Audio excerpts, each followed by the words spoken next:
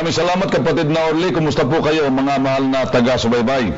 Sana po ay nasa mabuting kalagayan kayo at muli ay pakinabangan ng aming tatalakayin.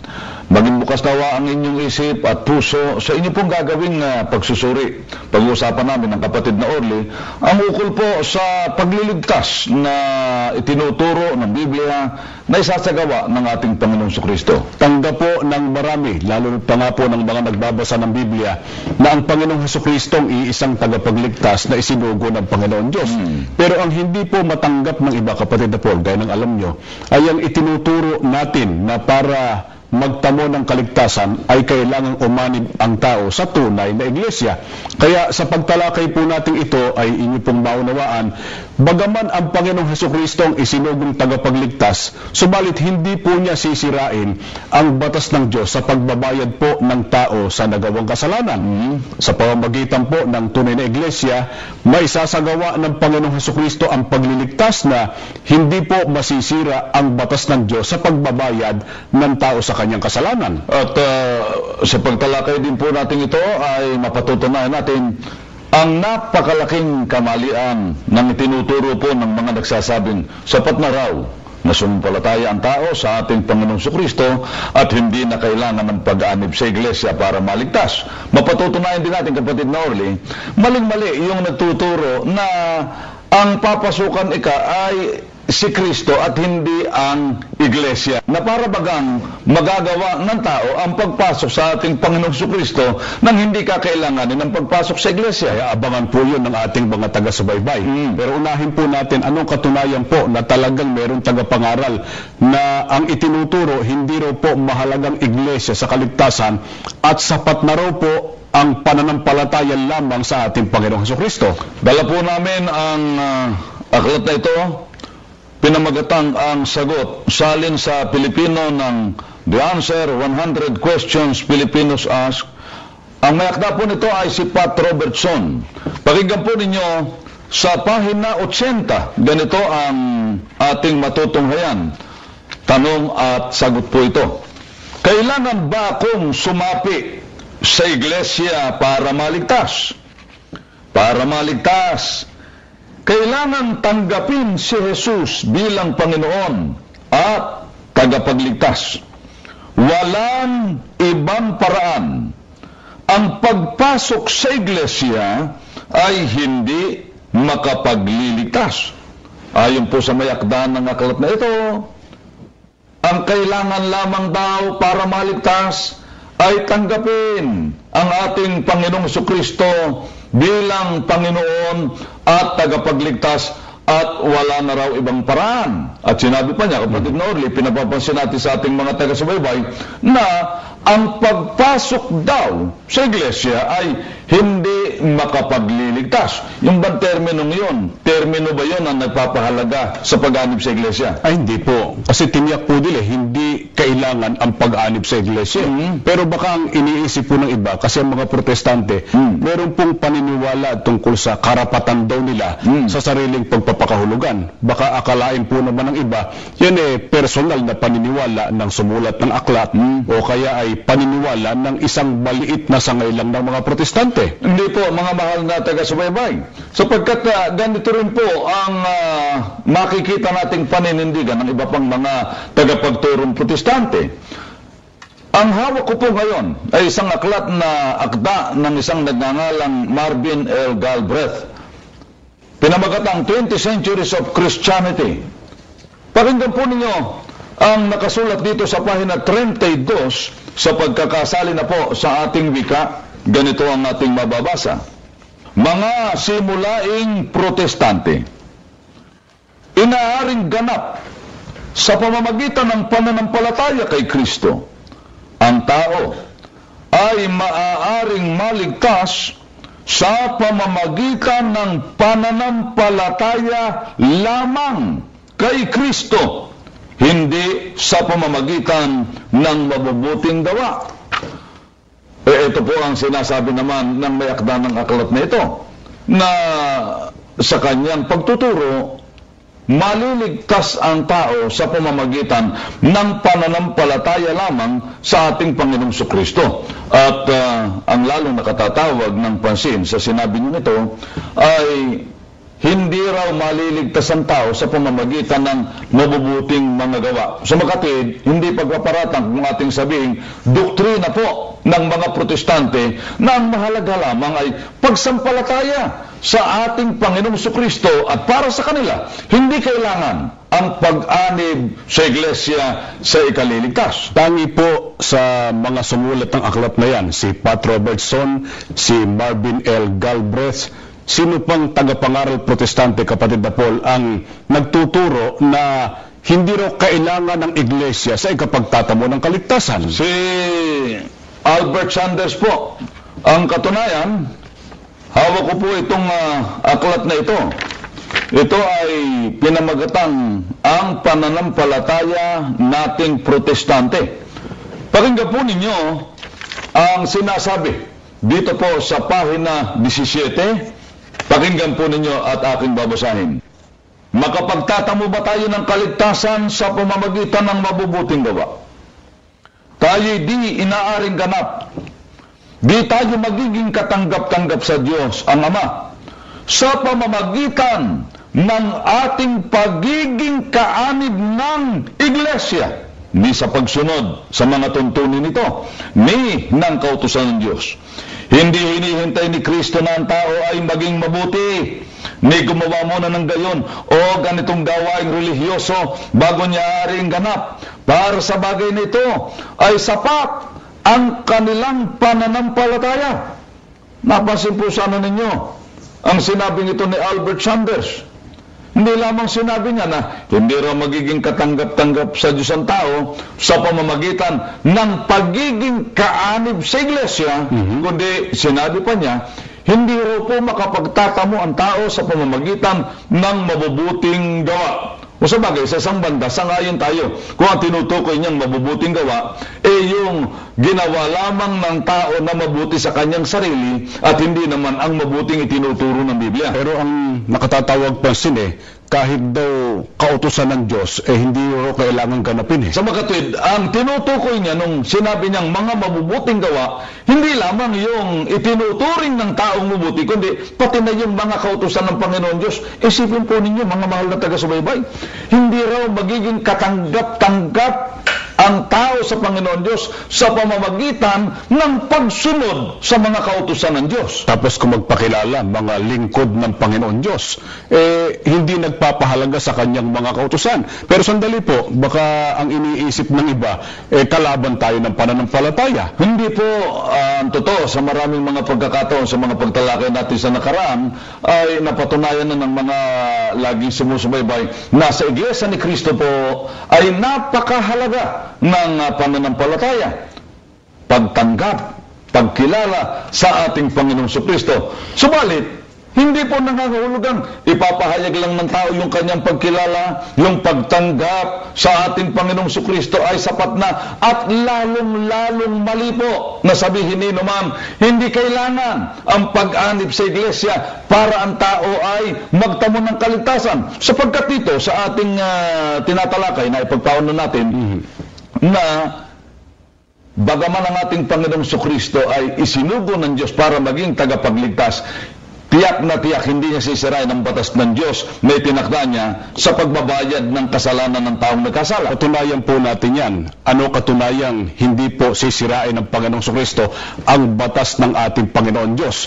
Ano po ba ang tiniyak ng Panginoong Jesucristo tungkol sa kanyang pagganap sa layunin po ng Diyos sa pagsusugo sa Kanya? Pakinggan po ninyo, basahin natin ang nakasulat dito po sa aklat ng Mateo 5:17. Huwag ninyong isiping ako'y naparito upang sirain ang kautusan o ang mga propeta. Ako'y naparito hindi upang sirain, kundi upang ganapin. Napakaliwanag po ng sinabing ito ng ating Panginoong Jesucristo na hindi po niya sisirain o hindi po niya lalabagin ang kautusan o ang batas ng ating Panginoon Diyos. Ang sabi po niya, tutuparin niya yung gaganapin niya. O, ang halimbawa ng batas o kautusan ng Panginoon Diyos na hindi lalabagin, sisirain ng ating Panginoong Kristo, yung nga sinasabi natin kanina pa, yung batas o kautusan, katwiran ng Diyos sa pagbabayad ng tao ng kanyang kasalanan. Siguro po yun ang inaantabayanan ng mga sumusubaybay. Alin po ba ang batas ng Diyos tungkol sa pagbabayad ng tao sa kanilang nagawang pagkakasala? Ito po ang sinasabi sa aklat ng Deuteronomio 24:16. Basahin po natin. Hindi papatayin ng mga magulang dahil sa mga anak, ni ang mga anak ay papatayin dahil sa mga magulang. Bawat tao'y papatayin dahil sa kanyang sariling kasalanan. Ito po ang halimbawa ng kautusan o batas ng Panginoon Diyos na tiniyak na ng ating Panginoong Kristong hindi po nasisirain. Ito'y ang batas ng Diyos sa pagbabayad ng tao sa nagawang kasalanan. Ano po ang batas ng Diyos tungkol po sa pagbabayad ng tao ng kasalanan? Gaya po ng inyong nadinig, ang sabi, ang magulang hindi maaaring patayin dahil sa kasalanan ng anak. At maging ang anak, hindi rin po maaaring siyang patayin o parusahan dahil sa kasalanan ng magulang. Sa makatwid, kung sino po ang nagkasala ay siyang dapat na magbayad ng kanyang kasalanan. Tandaan po natin ito, mga mahal naming taga-subaybay. Labag sa batas o katwiran ng Diyos na iba ang magbayad sa kasalanang nagawa ng ibang tao. Ilang tao po ba ayon sa Biblia ang nahulog sa pagkakasala?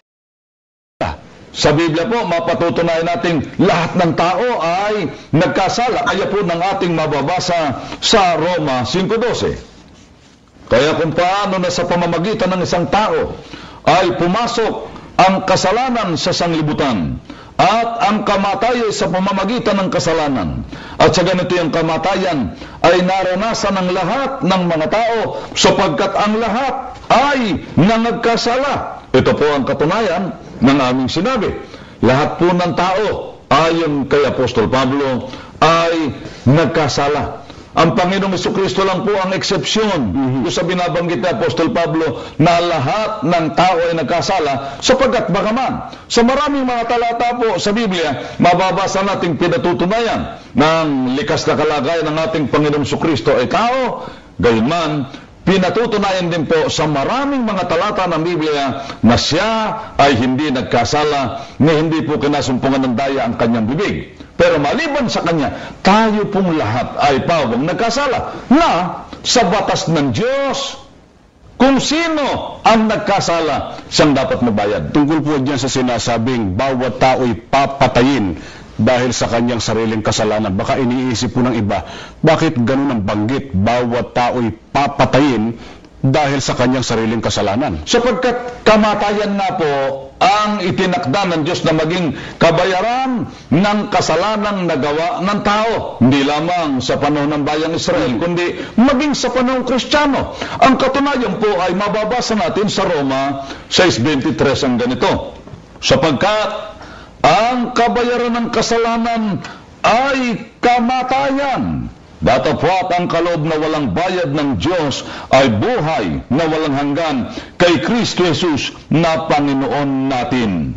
Mapapansin po ninyo mga mahal na taga-subaybay, hindi po nabago ang batas sa pagbabayad ng tao sa kanyang nagawang kasalanan. Kung paanong noon sa panahon ng bayang Israel, sabi, bawat tao ipapatayin dahil sa kanyang sariling kasalanan, ito rin ang batas ng Diyos sa mga nagkasala sa panahon Kristiyano. Ang sabi, ang kabayaran ng kasalanan ay kamatayan. May naalala po ako, may mga pangkati ng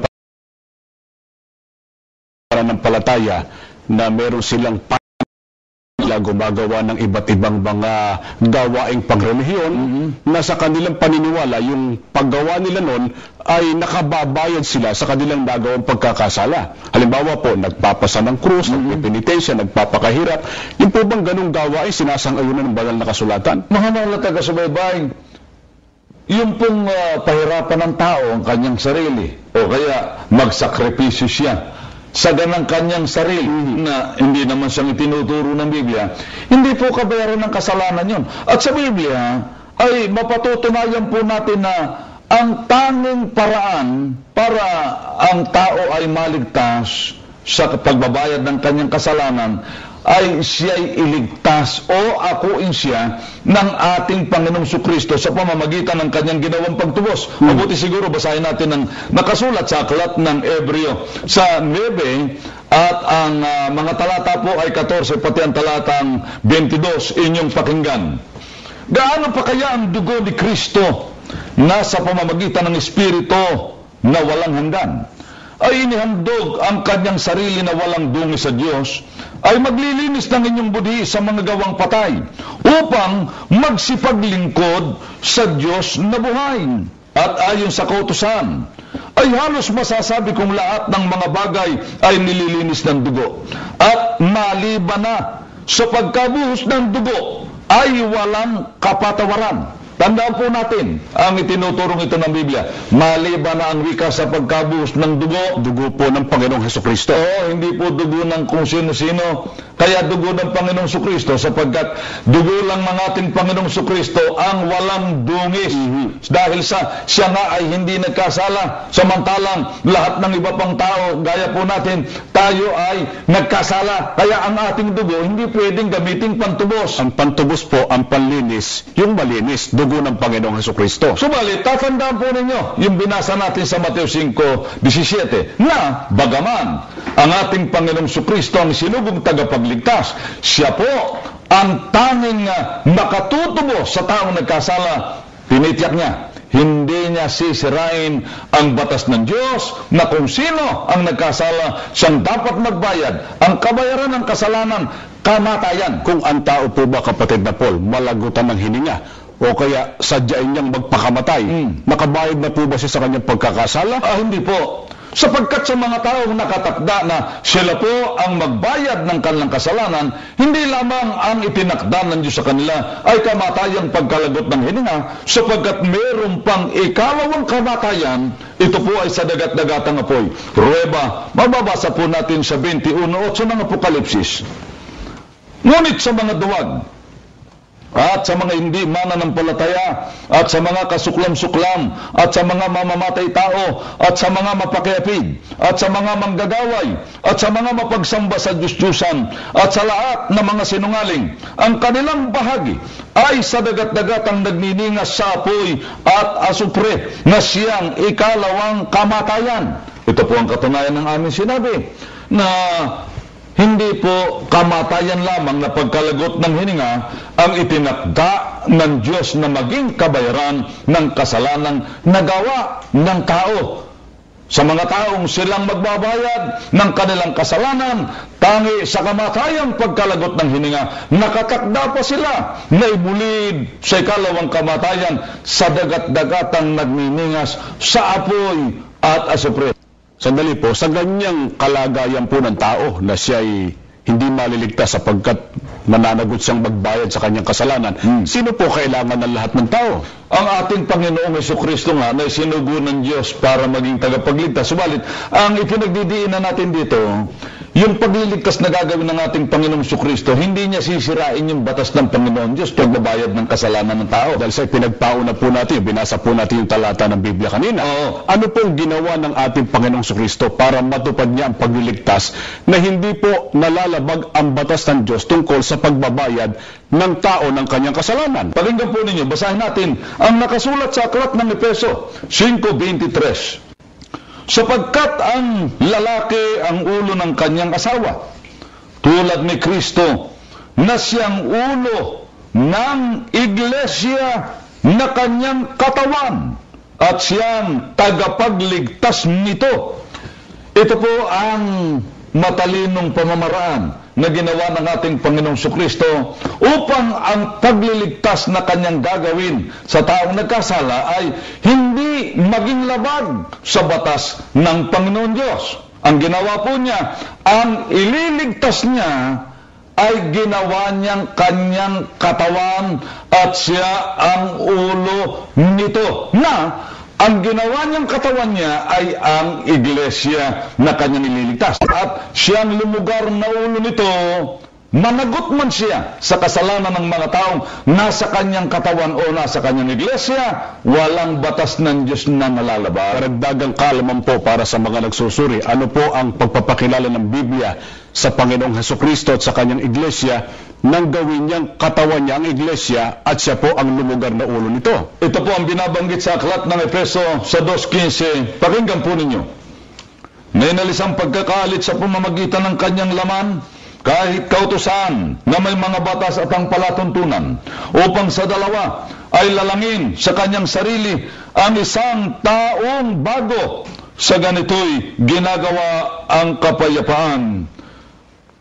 Sa pagpapakilala po ng Biblia, nang gawin ng ating Panginoong Jesucristo na katawan ang iglesia at nang lumugar siya na ulo nito, ang iglesia at siya ay isang taong bago na lamang. Kaya, ulitin natin, sa pamamagitan nito, mapananagutan ng Panginoong Jesucristo ang kasalanan ng mga ililigtas niya nang hindi malalabag ang batas ng Diyos. Yan po ang katotohanan ng hindi naging malinaw sa iba. Kaya kanila pong itinuro, pinanghawakan, sasampalataya na lang kay Kristo at hindi raw po kailangan ng pag-anib sa iglesia. Isang tagapangaral na sinasabi, ang nasa Biblia raw para maligtas ang tao, papasok sa Panginoong Hesukristo sa pamamagitan ng pagsampalataya sa Kanya. Mali daw po yung ating itinuturo na ang pumasok sa Panginoong Hesukristo ay napaloob sa iglesia. Teka muna, ang tanong natin doon sa tagapagturo yun na gumagawa lang ng pagtuligsa sa atin, na yun namang pagtuligsa niya ay hindi naman niya kayang tindigan. Ang tanong, bakit may pinangangaral pa siyang iglesia? Kailangan ang iglesia at malimit niyang banggitin na yung kanilang kalipunan, iglesia yon, may pangalan silang itinataguyod na pangalan daw ng kanilang iglesia. Mga mahal na taga-subaybay, gaya po ng aming nasabi, mali yung mga tagapangaral na nagsasabing ang tao ay makapapasok sa ating Panginoong Jesucristo nang hindi kakailanganin ang pagpasok sa iglesia. O kaya, yung sinasabing ang kailangan pasukan ay si Kristo at hindi ang iglesia. Sapagkat, pagka ginawa ng tao ang pagpasok sa ating Panginoong Jesucristo sa kaliligtas, hindi po niya maiwasan ang pagpasok sa iglesia. Yan po yung opinion daw natin gaya ng kanyang malimit sabihin sa kanyang palatuntunan. Hindi po. Ang pruweba, mababasa po natin dito po sa aklat ng Juan sa 19. Pakinggan po ninyo. Dito natin tunghayan sa Revised English Bible sa pagkakasalin sa ating wika. Ako ang pintuan.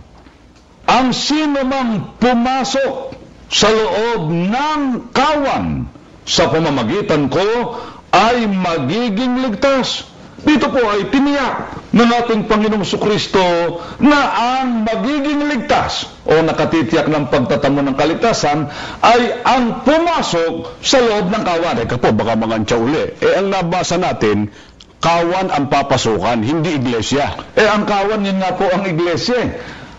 Ang katunayan, mababasa po natin dito sa Aklat ng Gawa, sa 20:28, sa Bibliang Sali ni George Lamsa, sa pagkakasali na po sa ating wika. Ingatan ninyo kung gayon ang inyong mga sarili at ang buong kawan. Narito'y hinirang kayo ng Espiritu Santo ng mga katiwala upang pakanin ang iglesia ni Kristo na binili niya ng kanyang dugo. Ito po ang katunayan ng aming sinabi. Ang kawan ng ating Panginoong Jesucristo ay ang kanyang iglesia. Kaya tiniyak po namin kanina, hindi magagawa ng sino man ang pagpasok sa Panginoong Jesucristo nang hindi gagawin ang pagpasok sa iglesia. Sapagkat para makapasok kay Kristo, kailangan pumasok sa iglesia. At ang dapat pong mag-udyok sa tao sa pagpasok sa tunay na iglesia, ang tunay na pananampalataya. Tama yun. Kaya ang pananampalataya, mga mahal na taga-subaybay, dapat gamitin ng tao. Hindi para tanggihan ang pagpasok sa iglesia, kundi para sundin ang itinuro ng Panginoong Jesucristo. Pumasok sa Kanya, pumaloob sa Kanyang kawan. Ito nga ang Kanyang iglesia, ang iglesia ni Kristo. At sana, natandaan po ninyo, ang pumasok sa loob ng kawan, katumbas ng ang pumasok sa iglesia ni Kristo, ang magiging ligtas o nakatitiyak ng kaligtasan pagdating ng araw ng paghuhukom. Ano po kung ikatwiran ng tao, alam niya na mahalaga ang pag-anib sa iglesia, sa ikapagtatamo ng kaligtasan, pero saka na lang siya mag-uukol ng panahon para dito. Kasi ang sinasabi po ng iba, sa hirap daw po ng buhay sa kasalukuyan, ang kanilang uunahin, yung para sa kanilang pamilya, yung para sa kanilang kabuhayan, saka na lang daw ang para sa kaligtasan. Maging gayon po ang pangangatiran ni Juan. Sapagkat nang magturo si Apostol Pablo, alam po ba ninyo kung ano ang kanyang panawagan sa lahat ng mga nakaalam ng paraan nito na tinuturo ng Biblia sa ikaliligtas ng kaluluwa ng tao. Katulad po ninyo, kayo po na mga nanonood ngayon na hindi pa namin kapananampalataya, pakinggan po ninyo sa 1 hanggang sa talatan 2 dito sa Saling Magandang Balita Biblia. Yamang kami mga katulong sa gawain ng Diyos. Ipinamamanik namin sa inyo na huwag ninyong sayangin ang pagkakataong ibinibigay sa atin ng Diyos. Sapagkat sinasabi niya, sa kaukulang panahon ay pinakinggan kita. Sa araw ng pagliligtas, sinaklolohan kita. Tingnan ninyo, ngayon na ang panahong nararapat. Ngayon ang araw ng pagliligtas. Ito po ang panawagan ng mga apostol.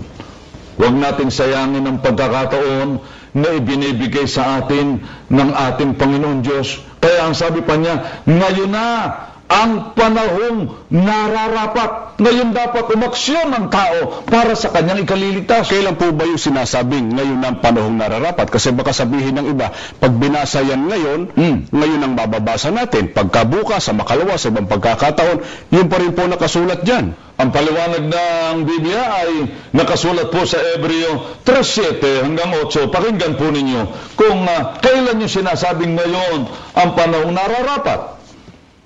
Gaya nga ng sabi ng Espiritu Santo, ngayon, kung marinig ninyo ang kanyang tinig, huwag ninyong papagmatigasin ang inyong puso na gaya ng sa pamumungkahi, gaya ng sa araw ng pagtukso sa ilang. Yun pong sinasabi ng Biblia na ngayon ang panahong nararapat, ngayon na narinig po ninyo ang tinig ng Panginoon.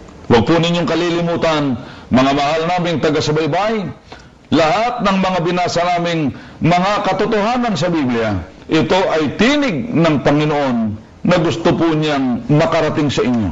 Naunawaan po ninyo ang paraan dapat na gawin para magtamo tayo ng kaligtasan.